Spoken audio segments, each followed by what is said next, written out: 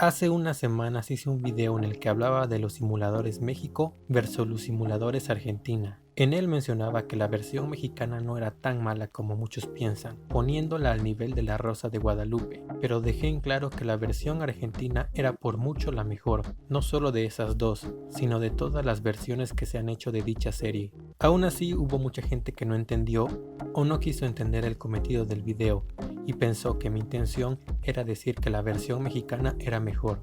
En fin, pelotudos que no tienen comprensión auditiva siempre va a haber, pero en los comentarios hubo mucha retroalimentación bastante valiosa, y gracias a toda esa gente que dejó una opinión bien fundamentada fue que decidí hacer este video.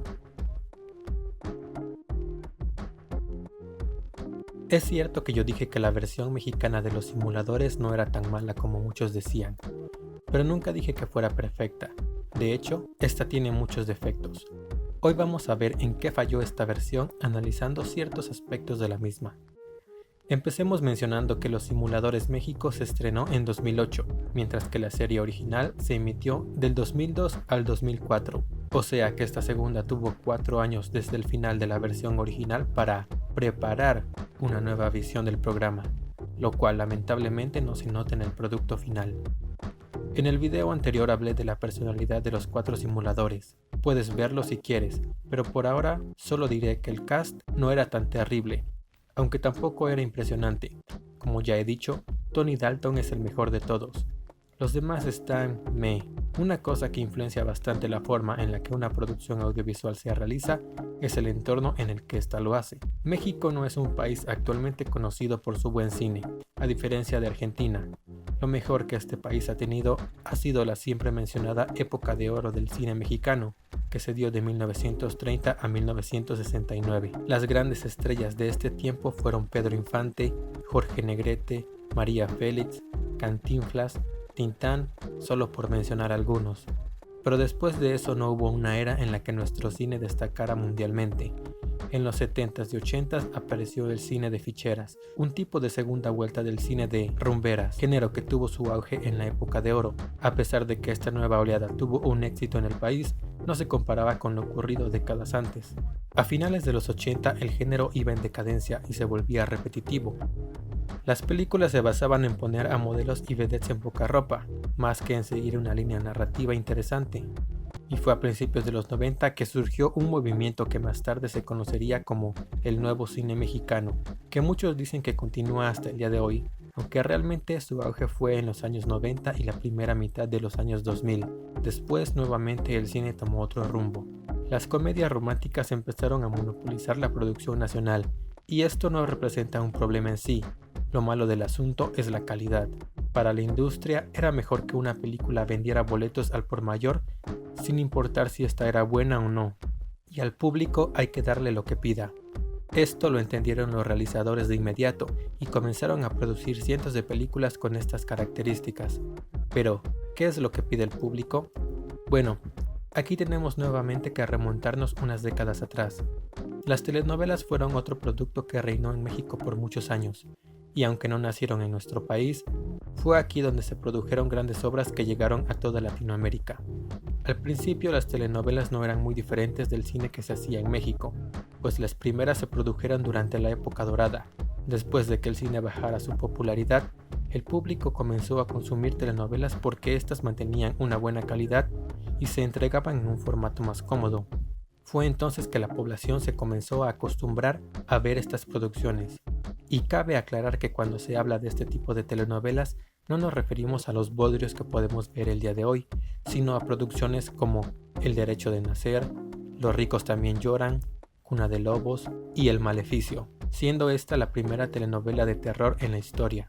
Bien, regresando al tema, el público mexicano se acostumbró a ver telenovelas, y aunque éstas fueran perdiendo calidad poco a poco, la gente no dejaba de verlas, y la gran productora por excelencia de telenovelas era Televisa.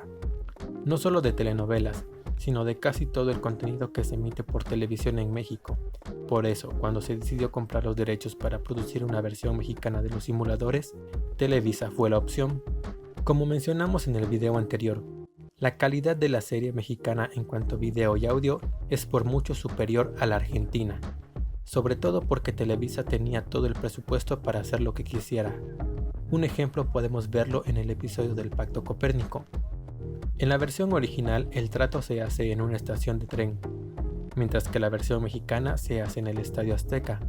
Así es, por los huevos de alguien que pensó: oye, pues Televisa es prácticamente la dueña del Estadio Azteca, y si grabamos ahí, órale, va. Y muchas veces menos es más, algo que la producción de Los Simuladores México no entendió. Hablando de esta escena, a pesar de que el Estadio Azteca es un inmueble bastante lindo a la vista, no tiene sentido en la trama que el trato se lleve ahí, pues se supone que es algo discreto. En la versión argentina lo hacen en una estación de trenes porque es un lugar que no llama la atención. Como por qué realizarías un intercambio súper secreto en la cancha del estadio de fútbol más famoso del país? Ah, sí. Porque Televisa. Y esto se repite en más ocasiones. Las camionetas de Televisa salen varias veces en la serie, como en el episodio de Franco Milán, la versión mexicana de Milazo, en donde también sale Galilea Montijo, otra conductora y actriz de Televisa que está ahí porque sí. Porque Televisa. Y siendo Televisa la productora de la serie, la gente que actúa en ella son los mismos actores que salen en telenovelas, como Arad de la Torre, que mencionamos en el video anterior como el peor de los 4 simuladores. De igual manera, todos los personajes secundarios son actores de telenovelas, y no estoy tratando de demeritar la profesión, pero por eso revisamos la historia de las mismas a través del tiempo, pues la serie se produjo justamente en una de las peores etapas de las telenovelas en México, y la calidad de las actuaciones demuestra esto a la perfección. Una cosa que debo reconocer es que no se grabó la serie con formato de telenovela. Ya saben, en esos escenarios de cartón dentro de un estudio en donde todo se ve desde una sola perspectiva y solo se hacen acercamientos a las caras de los actores cuando hablan. Por lo menos se trató de mantener el formato cinematográfico. Ahora hablemos del final de la serie, algo que se ha criticado mucho por eso mismo, por ese toque tan telenovelesco. Primero hay que entender que si tiene ese toque es por lo que ya hemos mencionado, porque efectivamente la produjo una empresa dedicada a las telenovelas. Pero sigo manteniendo mi postura sobre lo interesante que es ver a alguien que amenace a los simuladores de manera intelectual, pues la ajedrecista es una villana que no los derrota por fuerza bruta, sino por ejecutar un plan. Muchos dicen que esto no tiene sentido, pues Santos es más inteligente y siempre tiene un plan para todo, como Batman. Pero creo que el que exista una persona que esté por lo menos en una ocasión un paso más allá, le da al personaje más humanidad, pues un personaje perfecto y sin fallas muchas veces pierde ese toque que lo hace identificable con el público. Por eso mismo Batman es más popular que Superman, pues aunque muchas veces tenga un plan para todo, también le han dado sus buenas putizas, como cuando Bane le rompió la espalda. Volviendo a la villana, creo que lo que definitivamente es un error es la actriz, pues Mariana Seoane no es para nada una buena elección, sobre todo porque en México es más conocida como cantante y bailarina, y es cierto que como actriz es bastante sobreactuada. Tal vez con un mejor cast esto habría salido un poco mejor. Otro fallo general de la serie es la forma en la que se manejó, pues como dije en el primer video, la serie original yo la considero una comedia negra, que se divierte consigo misma, y si bien le dan la seriedad adecuada a cada caso, la estructura general sigue siendo la de una comedia, mientras que la versión mexicana sigue una línea telenovelesca casi queriendo llegar al género policíaco o detectivesco, y el humor que meten desentona con la convención de la serie. Comparemos estos dos casos. Dicho de otra manera, ser un pederasta, más comúnmente llamado bufarra, bufarreta, bufarrón, sopapa, come niño, pimentero, bayoneta, sacacorcho, cucurucho, banderino, chupete. ¡Ey, no! ¿Te calmas? ¿Y eso qué? Lo que pasa es de que no lo puedo dejar en la calle, se me descompuso. Voy por la herramienta. Oye, te lo cargo. ¿qué ¿No voy a hacer cuidas? con esto aquí yo? ¡Échale ojo! ¿Puede ser? ¡Ura, no andes pateando! ¡No, estoy limpiando! No lo andes pateando. Ah, órale, ve, ya te espero aquí. ¿Lo ven? El segundo parece sacado de la hora pico. Pero hay una razón definitiva por la que los simuladores México no llegarán nunca al nivel de la versión original. Y me alegro de que no hayan tratado de hacer su propia versión de esto. Así es, tú sabes de lo que estoy hablando. Y sí, en efecto, me refiero a esta épica pieza musical. Juegan los niños en los escaparates de la juguetería del señor Simón. Sueñan los niños en la juguetería de nuestro amigo el señor Simón. Y con esto me despido. ¿Qué piensan de este tema?